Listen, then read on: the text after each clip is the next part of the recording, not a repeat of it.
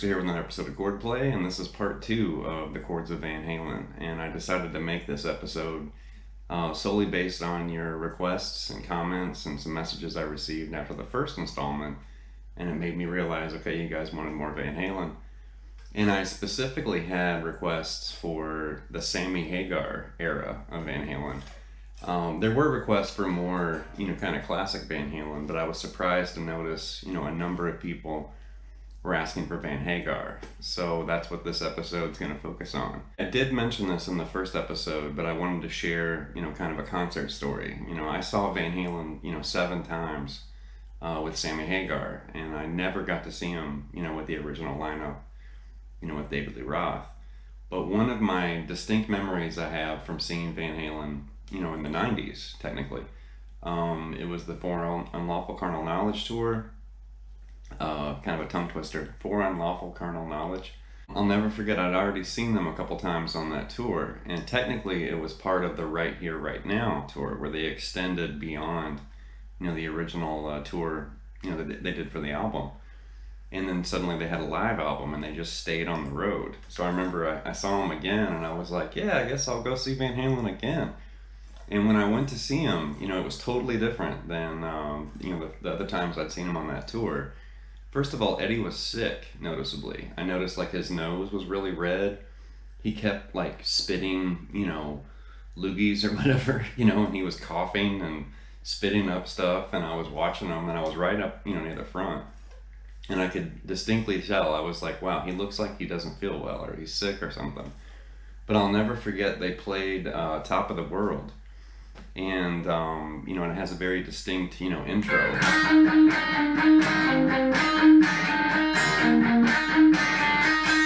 And I remember when they played that song, he started the intro riff, and almost immediately he broke the high E string.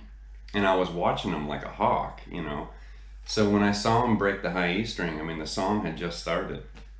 And I could feel, the stress or whatever for him, where I was like, oh my gosh, what's he gonna do? And it was the high E string, which is essential, for that riff. It's all based around that high E. The next time that riff came around, he looked like he'd done it a million times, which maybe he had, but he just, shifted up.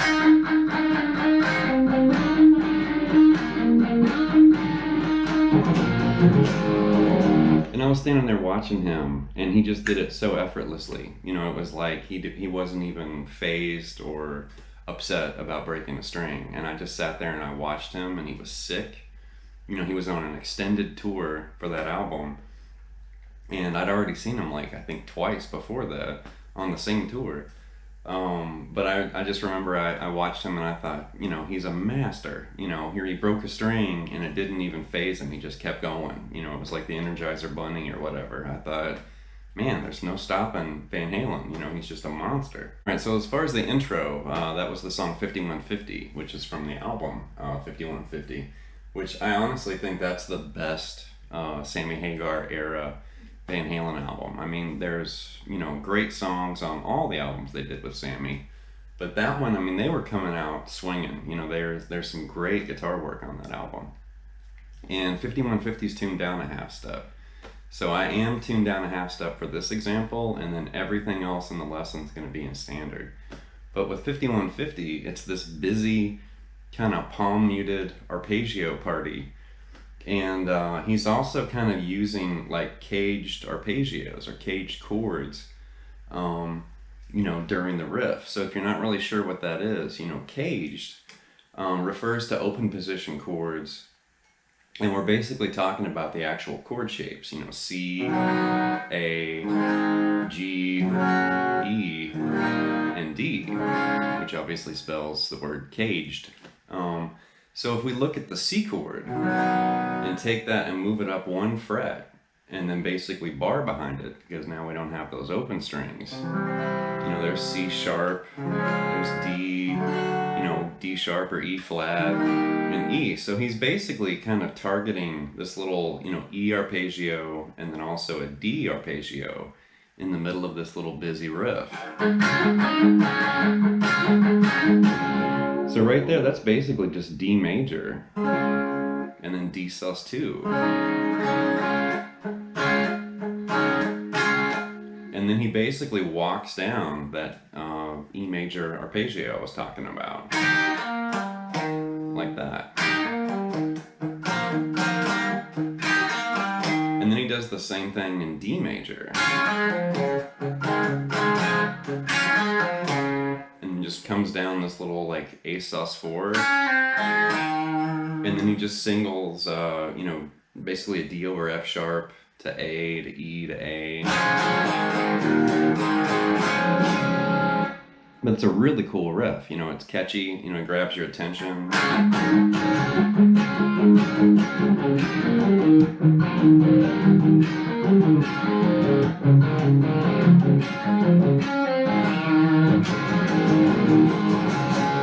I've always loved that song, and that guitar riff is amazing. That's awesome. All right, the next example comes from the song Summer Nights, which is also on 5150. And speaking of caged, chords, this is a really good lesson in kind of discovering, some different ways of playing familiar sounding chords. So on this tune, he's technically using a Steinberger with a trans trim, and he's jacked the trans trim up so it's in a different key.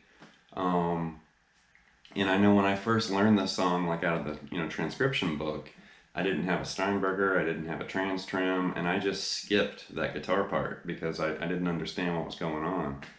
And then later, I kind of revisited the song, and I always liked the intro. It has this real, different kind of sound.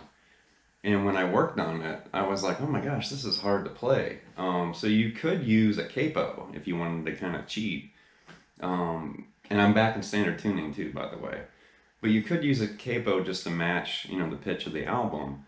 But I'm not really a big capo person. I do use capos on acoustic guitar, or if I'm just happen, to be playing a song that uses a capo and you have to use it. But with this, I think it's beneficial to just, kind of work it out and kind of sweat out these chords, with barring and kind of stretching. And, it's a really good challenge for your fret hand. So he's basically starting with a B flat major chord, but it looks and it's going to feel basically like a G. But he's way up here, like that.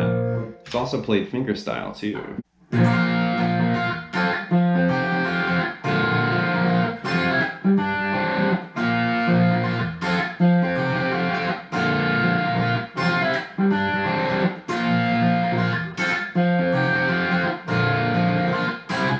Then he basically starts strumming.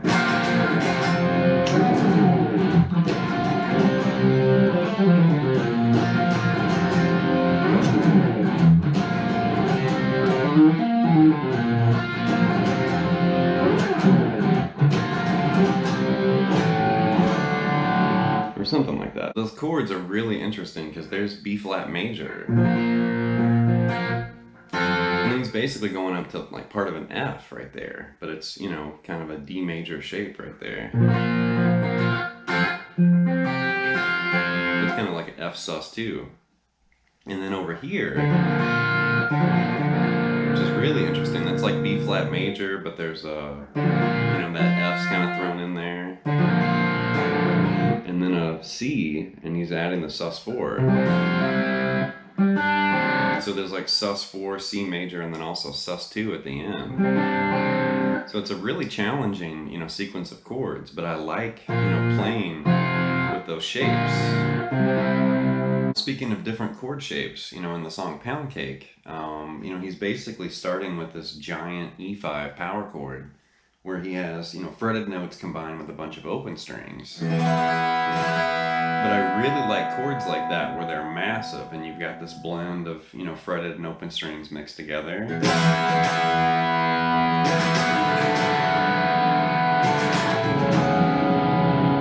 basically he's just playing with, an E5, and then it moves to a D6 sus2, and then C sharp minor 7 sharp 5, which is really unusual, but I love, the sound of those chords. Now you can definitely hear that in Pound Cake.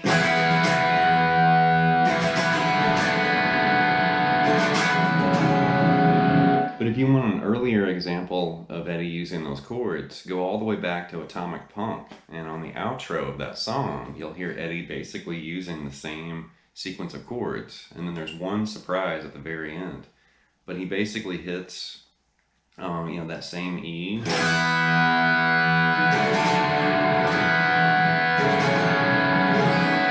then right here, he hits this chord, at the end. Which that's really cool. That's an A minor add 9 over E. You could actually call that a couple different chords, but I think that's probably the easiest way to think of that. Because basically right after that little exchange, and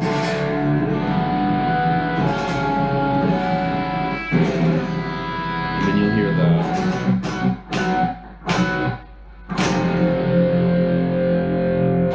anybody that's listened to Van Halen, you can definitely tell pretty fast that he loves harmonics, and definitely he inspired me to kind of jump into studying harmonics, and eventually I had a book published about harmonics with Hal Leonard.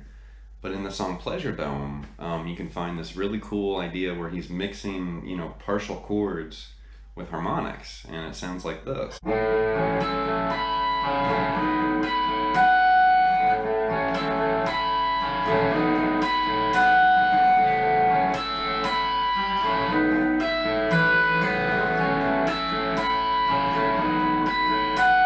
That kind of stuff is really cool, where you're hearing, normal chords kind of being picked, and then you suddenly hear these harmonics kind of ping in there too, which is really cool. And speaking of harmonics, one of Eddie's kind of trademarks are tapped harmonics, and you can hear this in the song AFU, which is on the OU812 album, and he's basically tapping these kind of harmonic chords.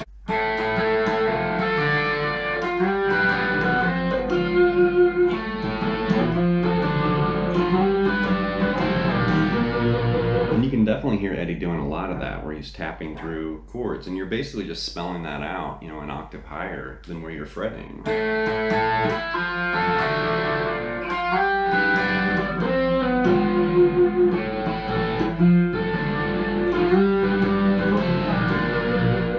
Now, if you want an earlier example of him doing that, listen to Women in Love, which is on Van Halen 2, and you can hear a ton of tapped, kind of harmonic chords.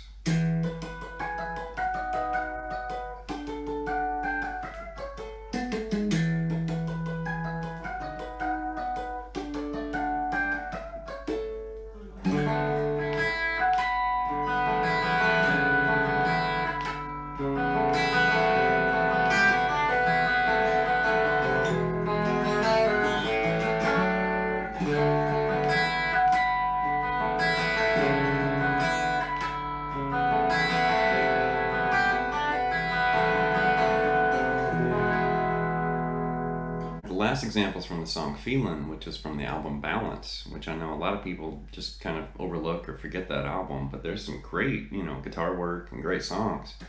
And Feelin actually, I think, is one of my favorite, from the Sammy era. It's just kind of dark and moody. It's not a love song. It's not happy, or, skipping through the park kind of thing. It's like, no, it's kind of depressing, kind of sad, which, I'm a sucker for songs like that.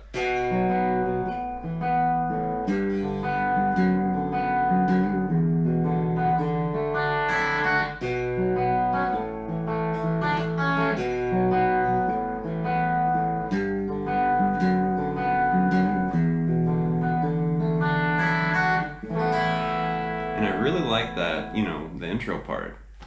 So he really just starts off with like a B power chord, and it's all finger picked, and then an A sus2, and then he moves down and grabs that G, so it's just kind of a G major, and then it's a B minor over F sharp right there. So I really like that little exchange there.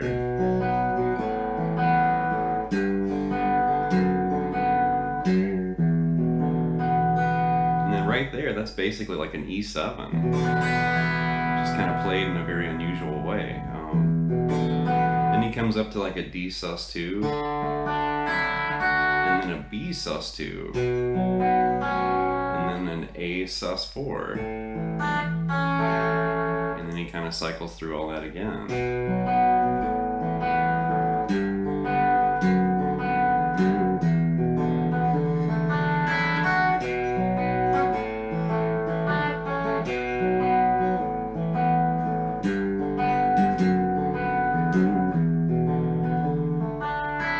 And he just ends it with an A sus2. So there's a ton of little sus chords, you know, hiding in that guitar part. That's going to wrap this second look at the chords of Van Halen. So leave some comments and some feedback and subscribe to Late Night Lessons, and I'll be back before you know it with more lessons and material. Thank you.